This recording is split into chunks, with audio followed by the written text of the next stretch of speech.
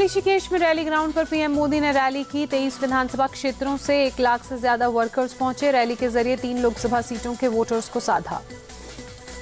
PM ने कहा, देश में एक बार फिर मोदी की सरकार की गूंज, दक्षिण में भी बीजेपी की प्रचंड लहर। पीएम मोदी ने बोला, हमने 1 रैंक 1 पेंशन का वादा पूरा किया, हमने सैनिकों के खातों में पैसे पहुंचाए।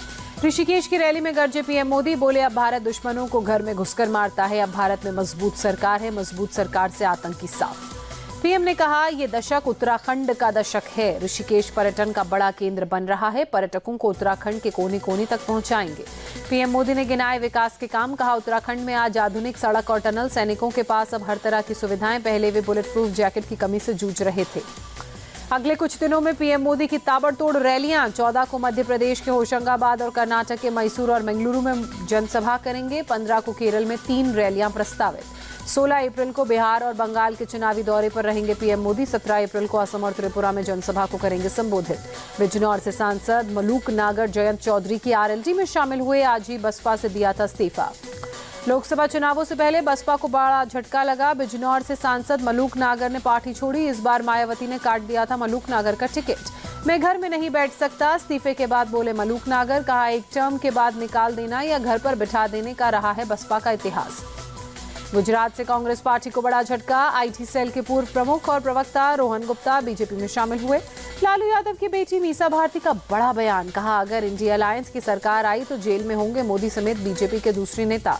मीसा भारती ने कहा, हम रोजगार भी देते हैं तो मोदी को तुष्टीकरण नजर आता है। जब भी आते हैं हमारे परिवार पर भ्रष्टाचार का आरोप लगाते हैं, लेकिन इलेक्टोरल बॉन्ड और परिवारवाद पर क्यों कुछ नहीं बोलते पीएम। मीसा भारती के बयान पर विनोद तावड़े ने कहा, विपक्ष के प्रचार का गिरता जा रहा है स्तर। उन्होंने मोदी जी को जेल भेजने की बात कही, लेकिन जनता भ्रष्टाचारियों को जेल भेजना चाहती है। मीसा भारती के बयान पर देवेंद्र फडणवीस ने कहा, पहले उन्हें अपने और अपने परिवार के बारे में सोचना चाहिए। लोकतंत्र और न्यायपालिका का मजाक उड़ाना बंद करें।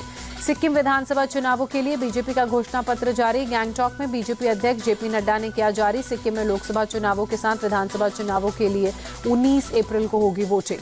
मैनिफेस्टो जारी करने के बाद जेपी नड्डा ने कहा, मोदी सरकार आने के बाद खत्म हुई नॉर्थ ईस्ट की अनदेखी। पहले की सरकारें अलगाव और अज्ञानता से में करती थी विश्वास।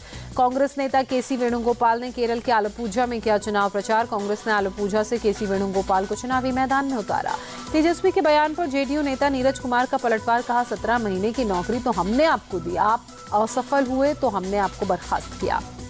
ममता बनर्जी ने बीजेपी पर साधा निशाना, कहा कोई ब्लास्ट होता है तो बीजेपी एनआईए को गिरफ्तार करने के लिए भेज देती है। सबको गिरफ्तार करते करते आपका देश ही सूना हो जाएगा। बीजेपी नेता रविशंकर प्रसाद का बयान, कहा बहुत चौंकाने वाले होंगे पश्चिम बंगाल के नतीजे, बुरी तरह ममता और उनकी पार्टी को हराएगी बीजेपी। पश्चिम बंगाल में बीजेपी नेता लॉकेट चैटर्जी ने लोकल ट्रेन में चुनाव प्रचार किया। हुगली से उम्मीदवार हैं लॉकेट चैटर्जी। मध्य प्रदेश के मुख्यमंत्री डॉक्टर मोहन यादव का कांग्रेस पर हमला, कहा इस बार सभी सीटों पर हारेगी कांग्रेस। कमलनाथ के छिंदवाड़ा में भी कांग्रेस की विदाई तय। यूपी की भदोही सीट से बीजेपी ने मिर्जापुर के मझवा से विधायक विनोद कुमार बिंद को उतारा। मौजूदा सांसद रमेश चंद्र बिंद का काटा टिकट। सपा के घोषणा पत्र पर डेप्यूटी सीएम केशव प्रसाद मौर्य का बड़ा हमला, कहा यह घोषणा पत्र जनता के सामने मजाक, जिनका खाता खुलने पर भी संशय, वो जारी कर रहे हैं घोषणा पत्र। इस बार बीजेपी के खाते में जाएंगी उत्तर प्रदेश की 80 की 80 सीटें। मैनपुरी में भी खेलेगा कमल। मैनपुरी से टिकट मिलने के बाद बोले योगी के मंत्री जयवीर ठाकुर। केजरीवाल सरकार से इस्तीफा देने वाले मंत्री राजकुमार आनंद का आम आदमी पार्टी पर पलटवार, कहा मैंने ईडी से डर कर नहीं दिया इस्तीफा, सिर्फ घोटाले की मनी ट्रेल को पकड़ने के लिए मेरे घर पर पड़ा था छापा। सौरभ भारद्वाज के कमजोर और बेचारा कहने पर भड़के राजकुमार आनंद, बोले सभी दलित कमजोर और बेचारा नहीं, मैं नहीं सहूंगा दलितों का अपमान। दिल्ली सरकार में पूर्व मंत्री राजकुमार आनंद के इस्तीफे पर सुधांशु त्रिवेदी ने कहा, मंत्री के इस्तीफे को आप गंभीरता से ले, ये उनकी नैतिक विश्वसनीयता का कटाव है।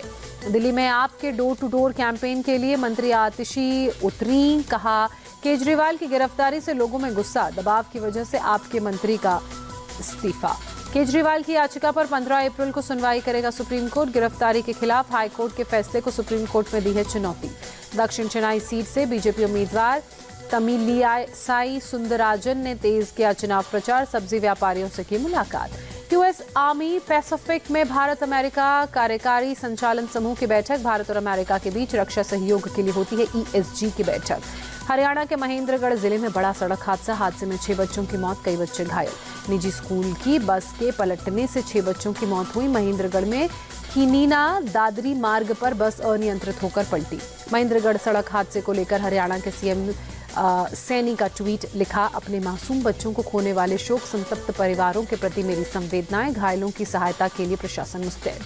नोएडा में जीएसटी फ्रॉड केस में आरोपी तुषार गुप्ता गिरफ्तार। मामले में अब तक कुल 33 आरोपियों की हो चुकी है गिरफ्तारी। मणिपुर के उखरूल में असम राइफल्स ने 13 लाख से ज्यादा कैश के साथ एक शख्स को पकड़ा। एक कार्बाइन, मशीन गन, पिस्तौल, ग्रेनेड, गोला बारूद बरामद। मणिपुर पुलिस के साथ मिलकर की कार्रवाई। तमिलनाडु के कुन्नूर में शरारती तत्वों ने सूखे पौधों और कचरों में लगाई आग, पास खड़ी 3 गाड़ियां जलकर खाक। मध्य प्रदेश के पन्ना में जल संकट गहराया। जल स्रोत सूखे होने की वजह से गड्ढा खोदकर पानी निकाल रहे हैं लोग, गंदा पानी पीने को है मजबूर। मणिपुर के बिष्णुपुर की शिल्प गांव कारीगरों के लिए बना वरदान, पर्यटकों का लग रहा है जमावड़ा। मोइरंग सेंद्रा रोड पर लोकतक झील के किनारे बना है शिल्प गांव। तमिलनाडु के नीलगिरी में अपनी मां से बिछड़े हाथी के 2 बच्चे, दोनों को मुदुमलाई शिविर में ले जाया गया, की जा रही है देखभाल। यूपी के मिर्जापुर में मां विंध्यवासिनी देवी की दरबार में राजस्थान के राज्यपाल कलराज मिश्र चैत्र नवरात्र के तीसरे दिन पूजा अर्चना में हुए शामिल। लखनऊ में ईद मिलन समारोह में पहुंचे अखिलेश यादव, कहा ये एक दूसरे के गले मिलने और सेवैयां खाकर मुंह मीठा कराने का त्योहार, यही तो हमारी देश की खूबसूरती। यूपी के डेप्यूटी सीएम ब्रजेश पाठक ने ईद की बधाई दी, मुसलमानों के हक और हुकूक के लिए सरकार के काम करते रहने का भरोसा दिया। अलीगढ़ में तमाम सख्ती के बाद भी सड़क पर पड़ी गई ईद की नमाज। एडीएम सिटी बोले, सड़क पर नमाज पढ़ने वालों की हो रही है पहचान। गाजा में इजराइल के ताबड़तोड़ हमले जारी। इजरायली सेना ने ताजा हमले के बाद गाजा के आसमान में धुएं का काला गुबार नजर आया। इजराइल हमास के बीच युद्ध जारी। इजराइल की स्ट्राइक के बाद गाजा में 11 शव बरामद। गाजा में पैराशूट के जरिए राहत शिविर में पहुंचाई गई मदद। ईद मनाने के लिए राहत शिविरों में जमा हुए थे लोग।